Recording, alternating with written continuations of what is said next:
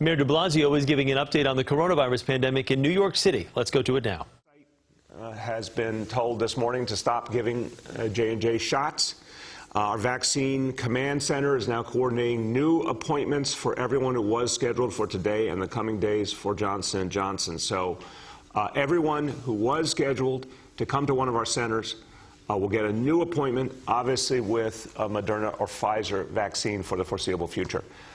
We have a lot of work to do to figure out how to make other adjustments, and obviously we'll be watching very, very carefully for the results of the federal investigation here. Just to affirm, for everyone who did receive a Johnson & Johnson shot, I received the shot. Our Health Commissioner, Dave Choksi, received the shot. We believe in the effectiveness of this vaccine, but obviously we take seriously any warning, and it needs to be fully investigated. But in the meantime, it has been a crucial part of our fight against COVID, and you'll see later on in our indicators, obviously we are starting to make some real progress, and Johnson & Johnson has been a part of that. So the investigation will take place. We'll learn the results, but in the meantime, we will lean heavily into Pfizer and Moderna. Now, I want to call upon the federal government to help us, because we're hearing reports from around the country of places that are not asking for more vaccine or not using the vaccine that they've gotten. Okay, let's do the smart thing now, especially in light of this Johnson & Johnson challenge. Federal government needs to step in, and any place that's not using their vaccine, send them to New York City, for God's sakes. We have endless need, endless demand. We've got to get millions more people vaccinated. We need more vaccine immediately to make up for this challenge. Last point to date, just to give you the update for today, 5,180,338 vaccinations given to date in New York City. So, notwithstanding the setback, our effort continues strong and will continue today and every day until we beat this disease. Okay, so that's challenging news. Let me give you something that's just plain good news now. And this is really a really important part of how we come back. A really important part of a recovery for all of us, because a recovery for all of us means that we are taking care of our kids and families. It means really being mindful of what everyone needs after everything they've been through with COVID. And we've heard from so many parents and so many kids that they've been through so much difficulty, and they need every kind of help we can give them. And the more we've talked about it, our school's chancellor, Misha Ross Porter, and I, and our whole team, the more we've talked about it, the more we said we have to do something very big this summer, very different, like nothing you've ever seen in summer in New York City before. And so we're going to be announcing today something very exciting, our Summer Rising initiative. This means reaching our kids who have been through so much. Remember, so many of our kids have been through trauma, so many kids who have really missed the opportunity to be around their friends, to be around educators. We need something brand new. So this is not like what we've known in the past. This is really groundbreaking for this city and rare in this country that we would take an approach that really is for everyone in the summer. So this ends summer school as we knew it. This is something new. This is literally for every child who wants to participate. Doesn't matter if you've had challenges in school or you're doing great in school. You are welcome this summer for a very, very full program of, yes, academics, but also enrichment, culture, recreation, a full summer of programming for kids just so they have an opportunity to do something great, to continue to make progress, to come back from all the challenges that they've had in the last year. This is the model for the future, and what we're going to do in the summer of 2021 will become the model going forward for New York City. We've had some good success in the past welcoming in kids who just wanted more from the summer, not because of a specific academic challenge. We want summer to be a time where kids can take full advantage of these additional weeks and really, really add to their knowledge and also have just a wonderful experience all around. So we're going to not only be bringing in educators in the Department of Education, we're going to be bringing in the great folks at the Department of Youth and Community Development and all the nonprofits they work with who do great work every summer with kids to create something brand new. And this is exciting. I want to emphasize it is open to all our public school students, all, and it is free. We are ready to accommodate as many kids as want to be a part of this summer. And applications will open on Monday, April 26th. And that will be for programs at the K-8 level, and we'll be doing applications for kids in high school soon thereafter. Also important that unlike any of our previous initiatives, this will start summer opportunities starting at the kindergarten level. So, this is groundbreaking for New York City. This is a new kind of opportunity for families and kids. It's free, it's exciting, and I know a lot of educators are excited about it, a lot of families are excited about it, and I think there's someone very excited in the Bronx right now, and I believe there's a lot of energy up there. There may be some cheering going on. Principal Luis Torres, Community School 55 in the Bronx. Are you there? Yes, sir. Thank you, Mayor. Before I begin, I'd like to give Ms. Versami, our Big Apple finalist, and her first grade class a chance to say hello. Good morning. Let's go. Good morning, everybody. You got a great group there, Principal. Yeah, they're excited. My name is Luis Torres, and I'm the principal of Community School 55 in the Bronx. We are a community school with over 15 years of experience hosting summer programs for children in our community. To me, summer program is an extension of the regular school year and a way to prepare for the fall. It's a time for educators to help students in need catch up and provide new opportunities for families to engage in their school community. That's why I'm so excited about Summer Rising. I know children in every borough will benefit tremendously from the student-centered and holistic approach. And using the community schools model will help strengthen relationships with community organizations across the city and provide countless new opportunities for our children. From learning to play a new instrument and growing their own vegetables to kicking a goal on the soccer field and making arts and crafts with new friends. I'm grateful to our community partner, Scan Harbor, and my community school director, Elizabeth Cedeno, for their unwavering support and dedication over the years, and I can't wait to get started on planning for this summer together. Over the years, I have seen the benefits of summer programming. The years where summer programming was effective had a major impact on student performance and limiting summer loss. With summer school, our children have more opportunities and access to resources. Having schools open during the summer is just not about academics. It's about serving and supporting the entire community, and after the challenges we faced together over the past year is exactly what we need. I look forward to working with our partners at SCAN and the entire community to make this summer the best one yet. Thank you, Mr. Mayor. All right. I want to say to Principal Luis Torres, you got a lot of energy, my friend. I am impressed. Whatever you're drinking for breakfast, I want some, man. That's very good. Everyone, thank you. To the kids, everybody, thank you for letting us know how important it is to have a great summer, and a summer that brings us back strong for all our kids. And now, someone who feels it deeply and is very excited and brought a lot of the thinking together that will lead to this brand new approach, Summer Rising, our Chancellor, Misha Ross Porter. Thank you, Mr. Mayor, and thank you, Luis Torres and the family at PS 55 in the Bronx.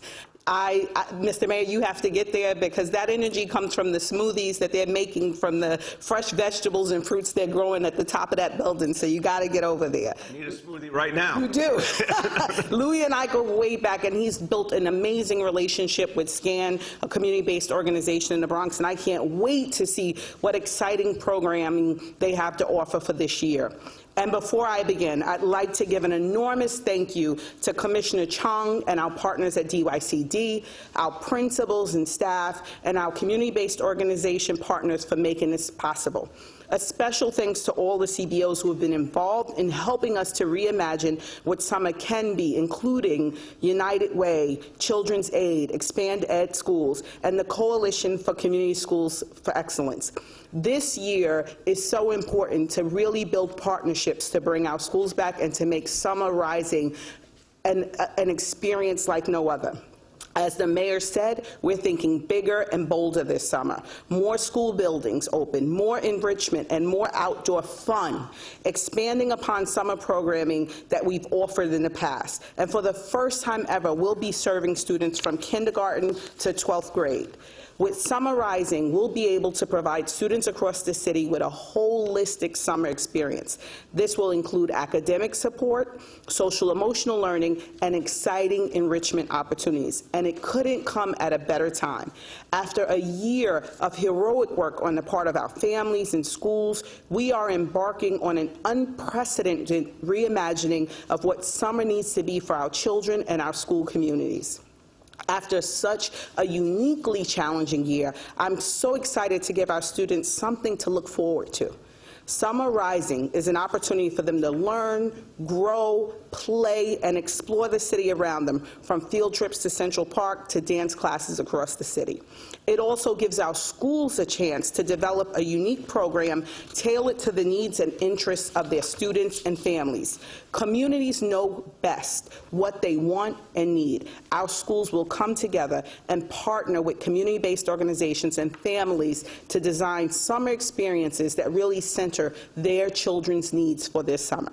We are being thoughtful about the summer experience for every single student. Our students with disabilities with 12-month IEPs will be honored through a 5-day-a-week program with support from paraprofessionals. For grades K through 5, we will provide an all-day 7-week program 5 days per week from 8 a.m. to 6 p.m. For grades 6 through 8, we will offer a 6-week program 4 days per week from 8 to 4 p.m. And for our high school students, we will continue to offer support for unfinished coursework and academic acceleration. We will also offer learning to work and summer youth employment opportunities, internships, and work experience programs for students who are interested and apply. Every child deserves access to enrichment opportunities, to academic acceleration, and to social emotional supports. Summer programs that are designed with both academic and enrichment components have proven benefits, and that's what Summer Rising is all about. And now for what you really want to know, how to sign up. Families who are interested may begin signing up on April 26th on DYCD's website. Finally, I'd like to give a super special thanks to Chris Caruso, who has led our community schools team tenaciously over the years and was an invaluable partner in making Summer Rising come to life. And with that, I'll turn back to you, Mr. Mayor.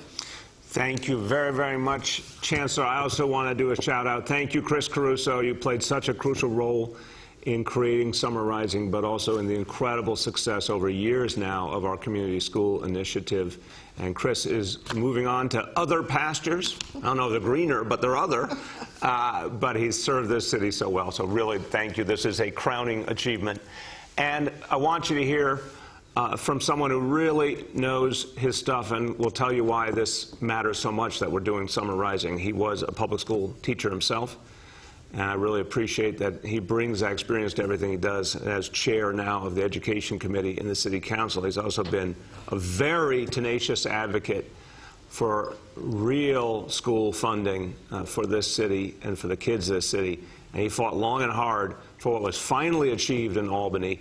I know you're feeling just what I'm feeling, Mark, that amazing victory that the Campaign for Fiscal Equity money will actually be in our budget going forward to serve our kids. My pleasure to introduce the chair of the Education Committee in the City Council, Mark Traeger. Thank you, Mr. Mayor. Thank you, Chancellor Ross Porter, to all of our great friends at DYCD, to those watching. Yes, major news out of Albany and major news also from Washington. Thank you, Mr. Mayor, for helping advocate for years, even prior to being mayor, to fight for equity in terms of education funding. I want to give a big public shout out and thanks to Chancellor Ross Porter. You know, when she and I met recently, we discussed the importance of reconnecting, and reconnections means different things for our students. There are students who need additional academic support. There are students who need additional support in social emotional learning. There are students who need help in terms of employment, particularly our high school students. So this, to me, quite frankly, is a grand slam home run. And I would also argue that there's an issue of equity here, because if you're a child with an IEP, there's a program for you this summer. If you're a multilingual learner, there's a program for you this summer. If you're a child needing to reconnect with your peers and your classmates, there's a program for you this summer. If you're a teenager looking for help for employment and summer programming, there's an SYP program seat waiting for you this summer. So I think that we're hitting on all cylinders to best meet the needs of our kids at this very trying time and to create a bridge connection for deeper connections in the fall. So again, a big thank you to Chancellor Ross Porter. Thank you, Mr. Mayor. Thank you to our friends at DYCD. I love the fusion between DOE and DYCD. Big thanks also to my colleague, the chair of our youth committee, Councilmember Debbie Rose. This is a great day for our kids. Thank you, Mr. Mayor. Thank you so much, Mark, and thank you for your support throughout. And Mark made a good point. This is about reconnecting. And think about the kids who haven't had an opportunity to be around other kids, haven't been around loving educators in a long, long time. This is going to be an amazing opportunity to really supercharge our comeback and really do great by our kids and our families, but also open the door wide to that moment in September where all our kids come back to our schools 5 days a week. This is a crucial component to making sure we build that bridge to September. So summarizing, very exciting and new reality for this city, and we're really looking forward to it. Now, I'm going to talk to you about one more thing before I talk about our daily indicators. And so now we have some other good news things, and this is about celebrating New York City as well.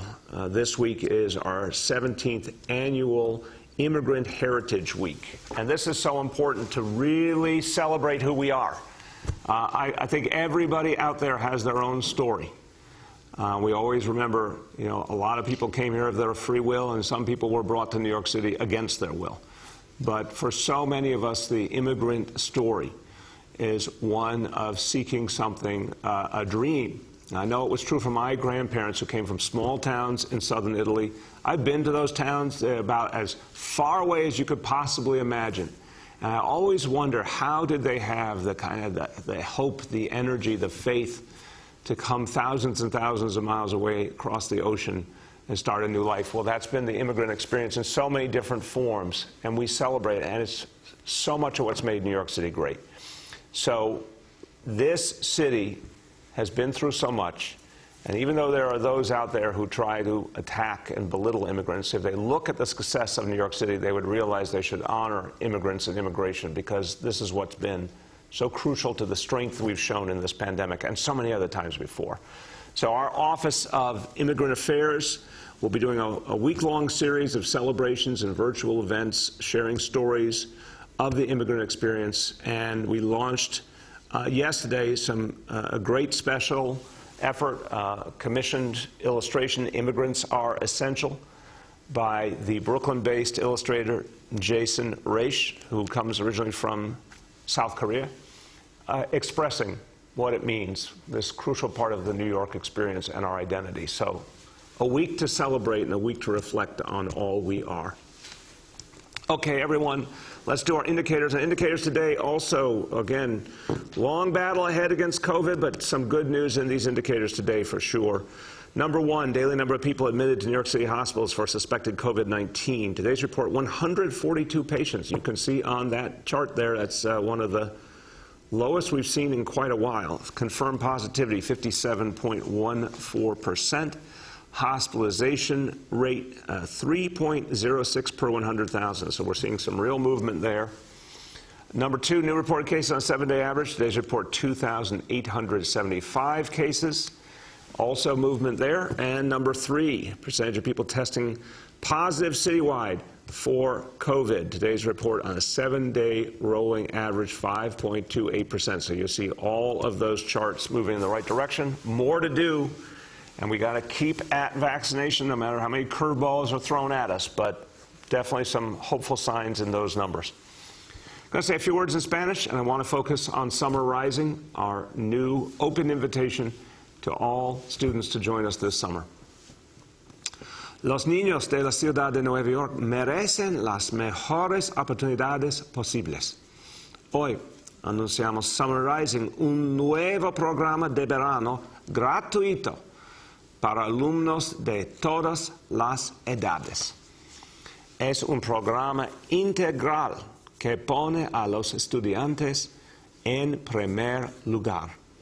Vamos a ayudar a nuestros estudiantes a dejar atrás la pandemia. With that, we turn to our colleagues in the media, and please let me know the name and outlet of each journalist.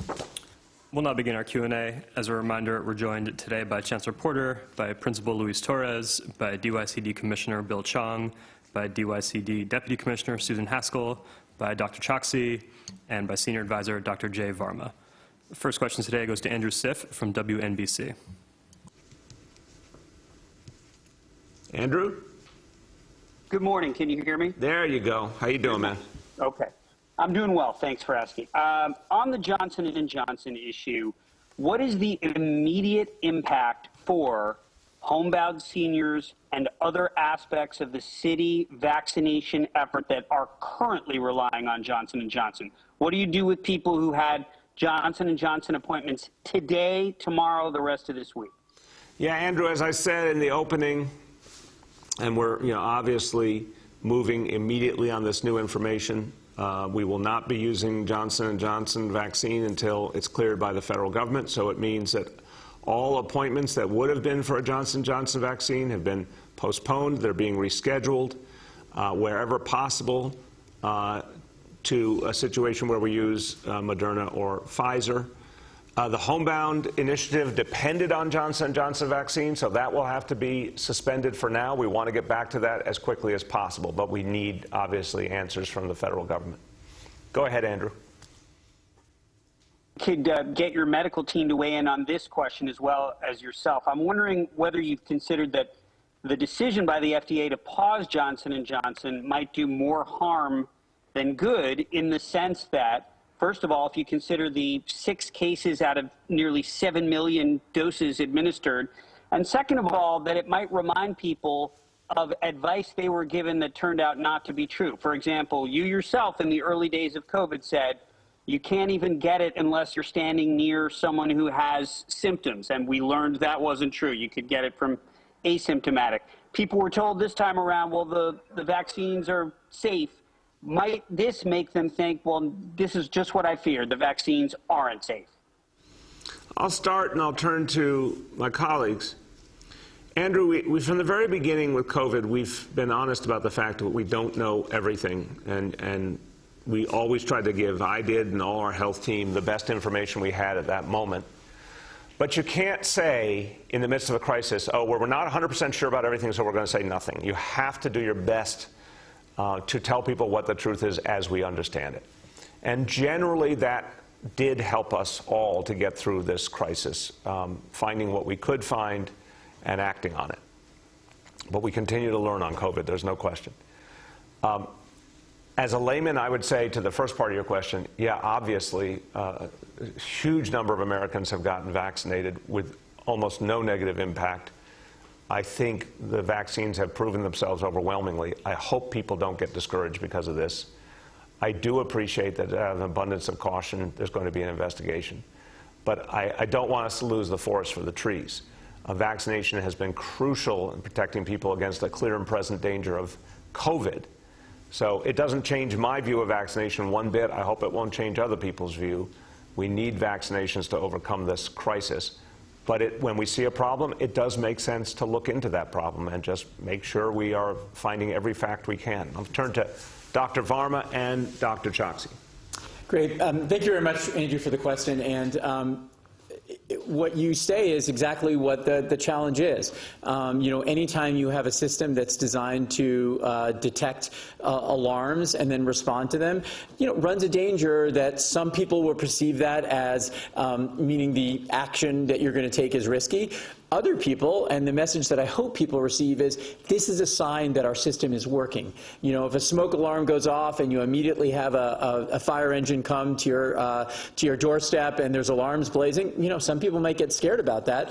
Other people may say, well, look, this is our system of protecting and making you safe. And that's really the message that we're really trying to deliver to people today. This is a sign that the U.S. has a system in place that identifies even the most rare events, things that occur 1 in a million times. And that's an important phrase. You know, when you talk about something, oh, that's never going to happen, it's like a 1 in a million occurrence. So think about it that way. And the reason that CDC needs to meet this week is not because we think that the vaccine is risky, but we need to decide how this vaccine should be used, what we should tell doctors, what we should tell patients, because there may be a very, very small risk. But again, it's critically important for people to understand that this is a sign of how we evaluate our systems, how we detect and respond to things, and we're always going to use the best evidence. And the best evidence indicates that vaccines work.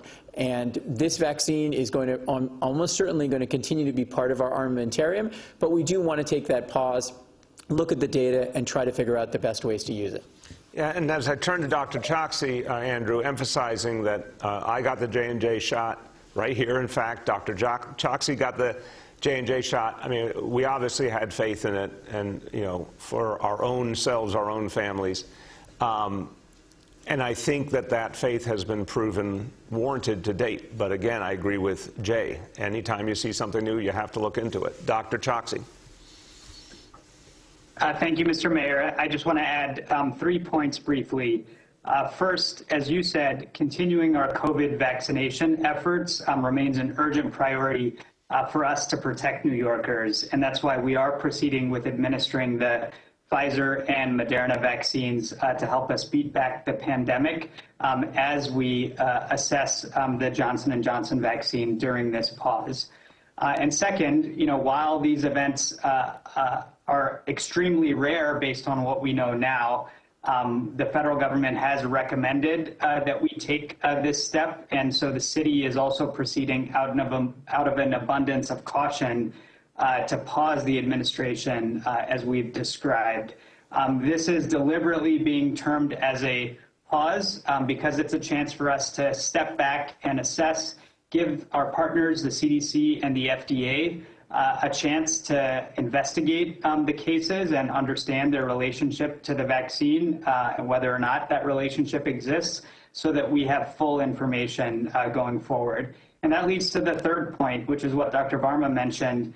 This is the vaccine system working exactly as it should. Events are reported into a national system, and the actions that we're taking today locally reflect how seriously we take signals from our warning system. And we're committed to continuing to communicate with the public as further developments arise. Thank you. The next is David Rodriguez from Telemundo. Hi, good morning, Mayor. Just I have a question for you. You mentioned that we know that you get the Johnson & Johnson vaccine. I want to ask to you, what was your thought when you saw the information or the report from CDC and FDA about this? David, thank you for the question, and I will answer personally to you. I saw it as really an abundance of caution on the part of the FDA, because it's a handful of cases out of millions of vaccinations. And I understood that that was important, that nothing should be ignored or taken for granted. But for me, I did not feel any less confident in the vaccination, because millions and millions of people got it successfully around the country, hundreds of thousands here. So there needs to be an investigation. I'm hopeful it will find that we can easily continue to go on with Johnson & Johnson, maybe with certain parameters. But it doesn't change my view in the end. And I had a very successful experience with the vaccination. Go ahead, David. Yes, you know, our community, we have a lot of Hispanic people here in New York, and there are so many people, so many Hispanic who are still thinking about having the vaccine. After this breaking news this morning, which is your message, Mr. Mayor, to that community, to the Hispanic who feel some fear about the vaccine? I do understand any time people feel hesitation, David, and we've been dealing with this from the very, very beginning of vaccination, back going all the way to December. There's been hesitation, some concern, some confusion, rumors, all sorts of things. What continues to be proven true for the Latino community and all communities is vaccination stops COVID. And our biggest challenge right now is COVID. So yes, you know, it's very important the federal government will do its examination. But, you know, tens of millions of people have gotten the Moderna vaccination. Tens of millions of people have gotten the Pfizer vaccination. We are not seeing any significant problems. I would say to people, go out there and get vaccinated.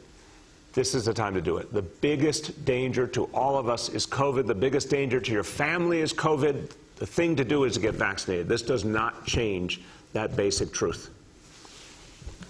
The next is Sophia Chang from Gothamist. Good morning, Mr. Mayor. I wanted to just see if you could tell us numbers of appointments that are going to be canceled and rescheduled, and whether there's any indication of signs of blood clots of those in New York who have already received the J&J. I'll go to Dr. Choksi and Dr. Katz on both the appointments being canceled and any information we've gotten from the experience here in this city. Dr. Choksi first. Thank you, Mr. Mayor. Let me start with the number of New Yorkers who have received the J&J vaccine thus far. It's about 234,000 people across New York City. And thus far, we have not seen any similar reports to what was shared from the FDA and the CDC about this specific type of blood clot, which is known as cerebral venous sinus thrombosis. So we continue to monitor for that, of course, in coordination with our federal partners, but we have not seen that thus far. With respect to the appointments that are being rescheduled, I want to emphasize one part of what the mayor has already said, which is that appointments will be honored even if they have to occur at a later date. So where we are able to shift appointments to another type of vaccine, whether it's Pfizer or Moderna, we will do that as soon as possible in the coming days. And for others, we will reschedule those appointments in the coming days as well. It's on the order of about 4,000 appointments that will have to be rescheduled today, and we're committed to doing that in the way that I described. Go ahead, Dr. Katz. Sir, so Health and Hospitals is primarily doing the Pfizer vaccine because of our ability to handle the difficult freezer requirements. So the hospitals themselves are doing Pfizer, and our clinics are doing Moderna. In the case of T2 sites that are using J&J, we will be able to switch them to either another vaccine or arrange for them to get another vaccine on another day soon. In the jail at Rikers, where we have been very successfully using J&J, as well as for hospital discharges, we will stop immediately doing that and offering people one of the other vaccines. Thank you, sir. Thank you. And I don't know, I may have missed it from either one of you. Dave, you may have the composite figure. How many overall appointments will we have to postpone per day? Do you have a sense of that? It's on the order of 4,000, sir. 4,000. Thank you. Go ahead, Sophia. Thank you. And about the Summer Rising program, how is the city going to pay for this, and how's staffing going to work, given that it's been an ongoing issue for the school year itself?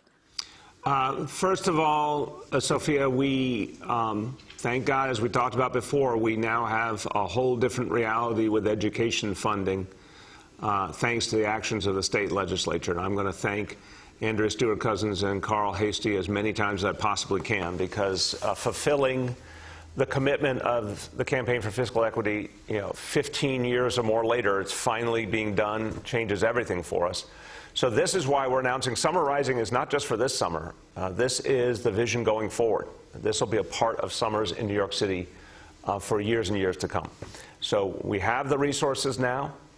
And we believe there's going to be talent. I'll turn to the Chancellor on this point, but we obviously have thought very carefully about the talent that we'll need both from the community-based organizations and educators to make this work.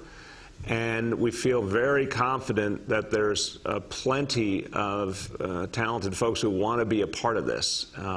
And obviously more and more of our educators and community-based organization folks have gotten vaccinated. Constantly those numbers are going up. So we feel very good about the folks available to us. Chancellor. Yes, we're really excited about the opportunity to partner with DYCD around this. And so staffing will include licensed teachers. It'll include our community-based organization partners. It'll include social workers, guidance counselors. And so we really look at this summer as an opportunity to bring two worlds together that have always supported students in the summer, but doing it in a way that brings the great programming into one place in a really holistic way where academics, enrichment, social emotional learning, and supports are all in one place. And we are, like the mayor said, so excited about the resources that are flowing into New York City to support it this year.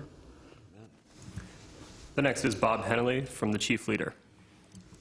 Good morning. I just wanted to ask you, it seemed that USA Today, there was a panel of nationally recognized experts on public health who surfaced the notion you had a while back about the potential of extending the protections by putting off that second dose of a vaccine in light of what they said was the concern about a fourth wave and the proliferation of variants. Did you see that?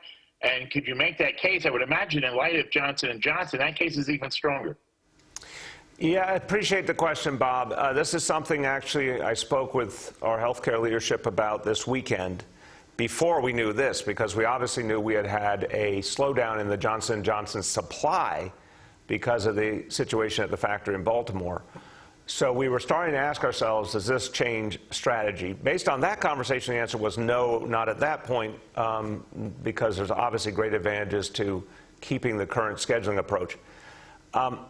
I'd like to believe that this is a temporary reality. Bob, I'll turn to Dr. Varma for his view, but I'd like to believe that what we're going through here, both in terms of the Johnson & Johnson production and the investigation needed here, is something that will play out over weeks, and then we'll be back with the kind of numbers of vaccine supply that we need.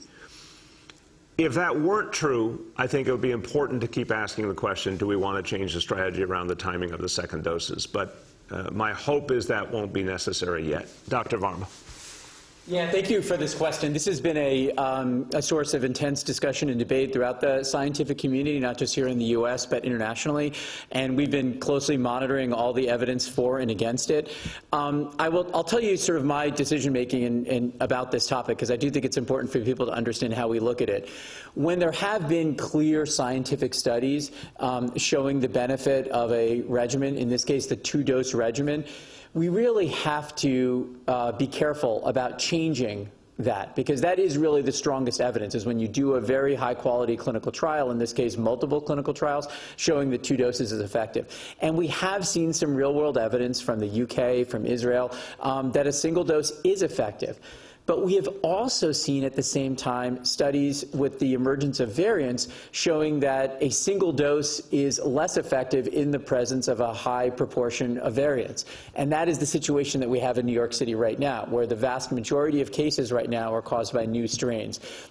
So it really leads me to believe that even though there may be some benefit from giving a single dose and spacing it out, there is a real risk in doing that as well, especially given the situation we have. And I think we also need to look at the epidemiologic context, as the mayor has noted. What we've seen in the past week are really encouraging signs that the combination of all the individual measures people are taking, plus the vaccines, are driving cases down. And there was a risk that with this high level of variants that we may not get there. So I do feel at this point right now that continuing the strategy that we have is the best approach. But of course, we are going to learn more as we hear from the J&J vaccine and we learn more about our vaccine supply. Thank you. Go ahead, Bob. Yes, also in the state budget, it was such a huge document. There was a provision for city employees, up to your discretion, to seek early retirement. As you know, because you've commented on it often, this has been an unprecedented burden on this workforce. Can you talk about the parameters that go into the thought behind this? Do you support it? And give us a TikTok so people can plan their lives. Because right now what's happened is there are people that are struggling with long-term COVID. You may have a household where two people are in the civil service. One has reached retirement, the other hasn't. Can you add some clarity and give us some transparency about how this process will play out? Yeah, thank you, Bob. One, I want to emphasize, anyone who's experiencing long-term COVID, we really want to help them, and that's so much of the focus we've had with our COVID Centers of Excellence through health and hospitals to start providing direct support to folks who have those ongoing symptoms. So I want to encourage anyone who is experiencing that to connect with health and hospitals for the ways that we can help you. Now, the legislation in Albany, I think it was drawn properly to give localities a choice. We're looking at it now. We want to be mindful. We understand there's certainly folks who work for us who have an interest in this opportunity. We're also very, very concerned, obviously, about getting the work done we have to get done for the people right now as we try and bring this city back. So it's just happened. We're going to look at it. We're going to decide if it's something that makes sense for New York City and how to proceed. We're going to be talking to our union partners. But all I can tell you is I thought the legislature handled it in a smart way, and now it's up to us to decide the next steps, and we'll be looking at it over the next few weeks. The next is Christina Vega from Chalkbeat. Hi, Mayor. Thanks for taking my question. I want to ask about summarizing. The press release mentions there'll be safety protocols, and I'm just wondering what those will look like. Will they follow the same testing and closure procedures as we see currently in schools? Yeah, Christina, it's going to be that same basic approach. There will be regular testing. I mean, we'll keep adjusting, obviously, as data and science warrants, but the basic concept is there'll be regular testing, there'll be a situation room, and we'll act according to what we see, site by site. That said, we're really, really encouraged by what we're seeing overall in our school communities, and I expect it will only get better as we go into the summer, because by then we still, even with current events, I still think we're going to get 5 million people vaccinated in this city, and that's going to change the reality with COVID fundamentally. Go ahead, Christina. Thanks. My second question has to do with students who don't have 12-month IEPs, who just have 10-month IEPs. Given the problems that families with children who have disabilities had in accessing the Learning Bridges programs, can you say what kind of supports will be available to those students to participate in Summer Rising? Yeah, I'll turn to the Chancellor and say, Christina, we are really sensitive to the fact that families with kids with special needs have gone through so much in this crisis. They go through a lot when there's not a pandemic. The pandemic has exacerbated the challenges of these families deeply. We want to really be there to support them, and we understand how much the in-person element matters. So we have factored that into the work we're doing here. Chancellor. Yeah, and part of the reason why we are opening more campuses and buildings and keeping this as local as possible where we can is because we know our school communities know their students, they know their needs, and principals are really being thoughtful about who they are ensuring to really encourage to be a part of this program. And while we want as many students as want to take advantage of this opportunity, we also know that we have students who have needs that we need to make sure that we're addressing this summer, but we want to make sure that as we address those needs, we're also giving them a full, well-rounded experience. I'd also like to bring Chris Caruso in, who can add to this question as well. Is Chris out there? Yes. You guys have Chris? You have Chris? All right, Chris Caruso. Well, it said so many nice things about you. I didn't know you were there. We didn't mean to. Yeah, take it back. Chris, go ahead. I was blushing. Hi, thank you, Mayor. Thank you, Chancellor. And thanks for your question. Yes, we're working with the Department of Youth and Community Development on the staffing of this, and all buildings will have paraprofessionals to support the needs of our students with IEPs. We'll also have social workers and nurses and other mental health professionals in the school buildings to make sure that mental health and SEL needs are met. But we will commit to the paras in every school, so any child that needs those supports will get them. Thank you. The next is Nolan from The Post. Hey, good morning, everybody. Hey, Nolan, how you doing? I'm all right. I was disappointed. I didn't need to ask you what the worst Trek movie was yesterday. Oh, that's a deep topic, Nolan. Let's just say the movie experience did not live up to the television series. How's that? Fair enough. On the topic of the Summer Rising program, about how many kids do you expect to enroll into it, and what's the price tag for it? So I'll start and turn to the Chancellor. I think there's initial estimates, obviously. We could see as many as 200,000 kids. I wouldn't be surprised if it's more, but that's the working estimate now. Price tag between DOE and DYCD, we believe, will be something in the neighborhood of $120 million. Chancellor, you want to add? No, you got it. We want to, again, serve as many students as we can. We know we could do 200,000. We could do more if families are interested in being a part of the program. And we just want to encourage families to really take advantage of this opportunity. And we are just delighted at the resources that are giving us the opportunity to really lean into this program. That is, as the mayor said, the new direction for what summer should be for young people in New York City. Yeah, and Nolan, just finishing this point from the Chancellor's comment, you know, a lot of times parents, and I can say it as a parent myself, you know, it was often hard to find the right summer opportunity, and parents are often struggling to find, you know, someplace that works for their kids, that they can afford. You know, we want to just cut through all that this summer and say, if you don't have something else and you're looking for something, we have a great alternative that involves academics, it involves recreation, it involves culture. It is free to all parents. Substantial hours, especially for younger kids that parents need. This hopefully will take a lot of stress out of parents' lives, just knowing they've got a safe, positive place for the kids to be this summer. Go ahead, Nolan. And I know you fielded a bunch of questions about this over the recent days. The most recent ComStat report from the police department shows shootings are up for the month by double. You've been offering the same set of answers when asked to explain the shootings and what the city is doing about the shootings for the last many months, even as the surge has persisted. You've said that the vaccines would help fix the problem. You've said that reopening the city would help fix the problem. You've said part of the problem is caused by the shutdown of the court system. Your police chief has tried to attribute some of it to bail reform. Your Office for Criminal Justice has disputed your police chief's explanation for the crime surge. So we're now, give or take, a year into the shooting surge. When are you going to have an answer that actually fixes the problem? No, and again, you're an intelligent person, so you understand that this whole society went through a huge upheaval last year, and to undo what happened as a result of a global pandemic, it does take time. But it is happening, because exactly what I believe is you need to bring back the whole society. That's happening. You need the vaccinations that are happening. You need a lot of vigorous efforts by the NYPD to get guns off the streets. Again, we're at a 25-year high in terms of gun arrests and getting guns off the streets.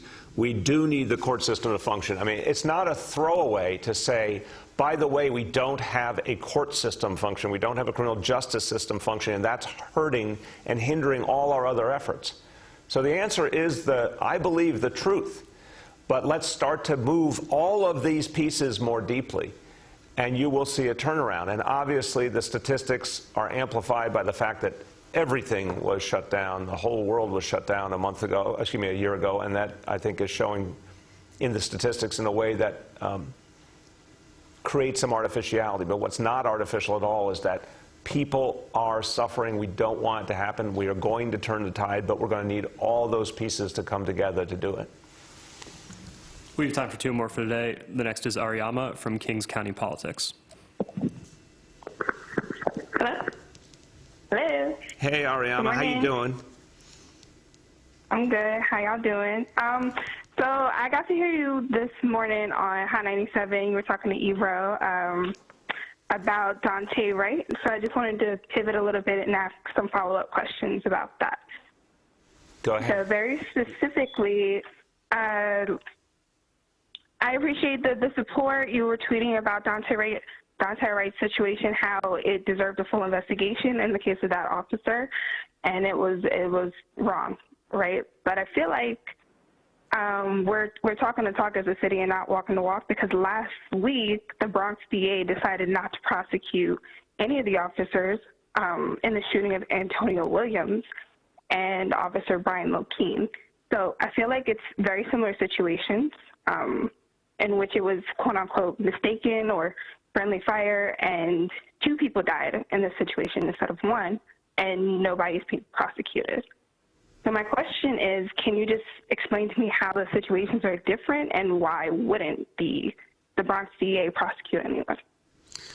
Ariana, I appreciate the question, and I can tell it's a very sincere question. I mean, first of all, I can't speak for the Bronx DA, and obviously you should ask her thinking, but I can say I truly believe they're very, very different incidents. I mean, I think the shock we're all feeling from what happened in Minnesota is it's just unconscionable. It's just unbelievable that in a traffic stop where there's a number of officers around, there was just no reason in the world to use a gun.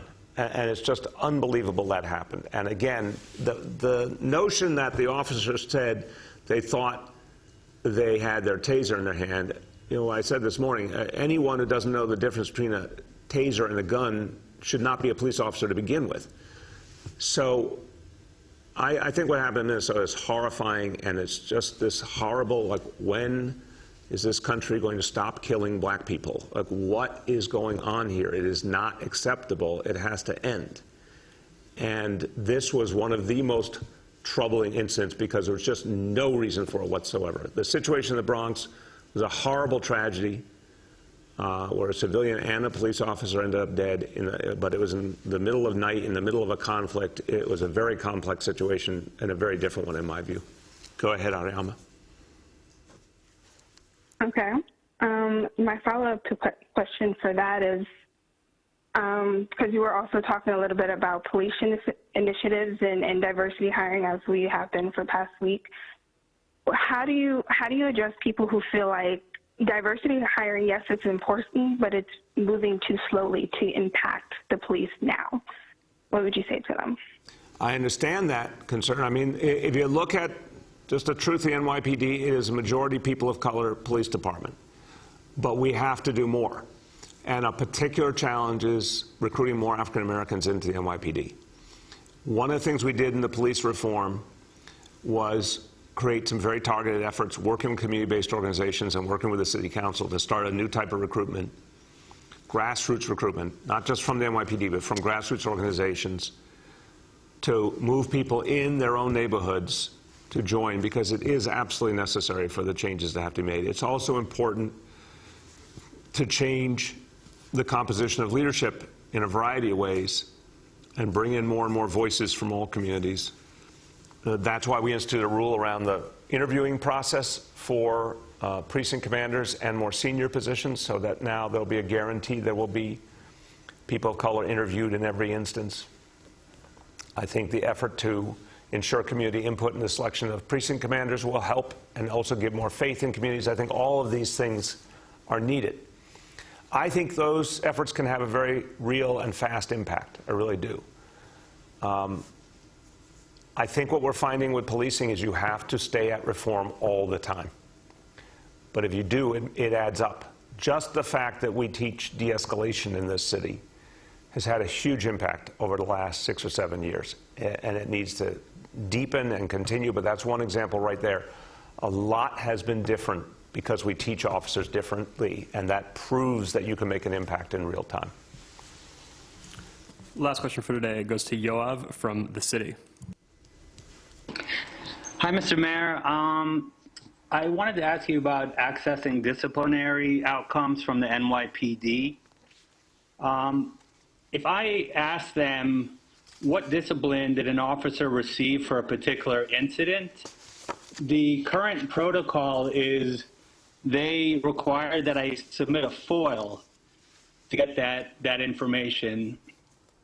Now, and I'm not referring to disciplinary records. It's me just saying, what discipline, if any, did this officer receive? When you submit a FOIL, the earliest date that they give for fulfilling that is 6 months in the future. And I just wanted to ask you, for a simple kind of factual information like that, whether that conforms with your push for more transparency from the NYPD. It's a fair question, Yoav. I want to get all the details right. Look, I want maximum transparency. We've obviously, we have a whole new reality thanks to the state legislature. Something I wanted for a long time was the repeal of the 50A law. We got that. We've put out a huge amount of disciplinary information proactively now. I believe that transparency is helpful.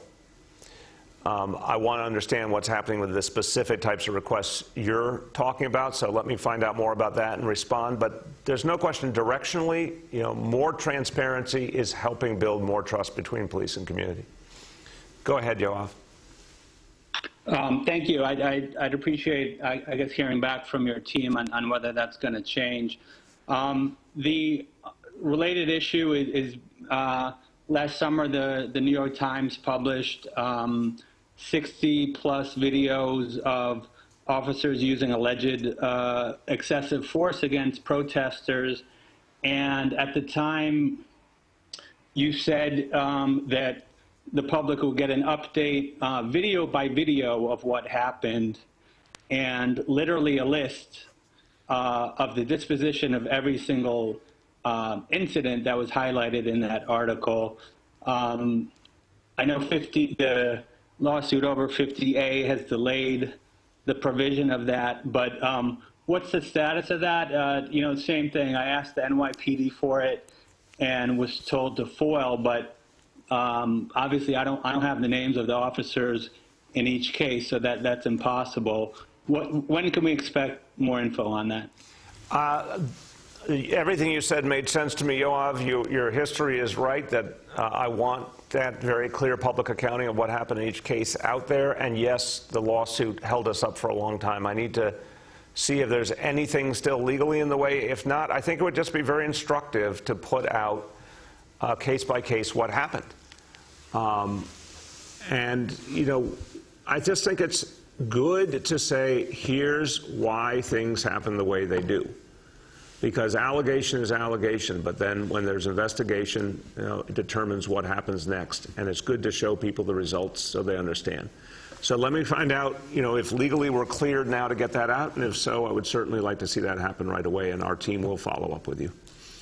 Okay, as we close down, everyone, look, a lot going on today, a lot of different pieces. The one I want to end on is this really groundbreaking approach to summer for our kids. I just want people to think about it this way. For years and years, summer school, unfortunately, I remember when I was a kid, summer school was considered something, well, if a kid didn't do well, they end up in summer school. It was almost like a punishment. And what we've learned over the years is a lot of kids benefit from getting more support over the summer, getting enrichment, getting cultural activities, recreation, academics, all of that. It's really good for kids. A lot of kids benefit from more time in a school setting, but it comes with a lot of fun and a lot of extra activities that make it very special. And we know a lot of parents struggle to find the right opportunities for their kids in the summer, especially parents who are stressed, their schedules stressed by everything we've been through with COVID. We've taken all of those ideas and put them together into something brand new. So this is now summer for everyone. It's Summer Rising. It's a whole different thing. It is not summer school as we knew it. It's something different and in so many ways better. And it's open to all and it's free. And I think for a lot of parents, as they hear this news, I hope they can breathe a little sigh of relief, knowing that there's one less thing to worry about. And they've got a great choice for their kids this summer that will help them move forward and bring us even more strongly to September, when schools will come back for everyone. Thank you, everybody.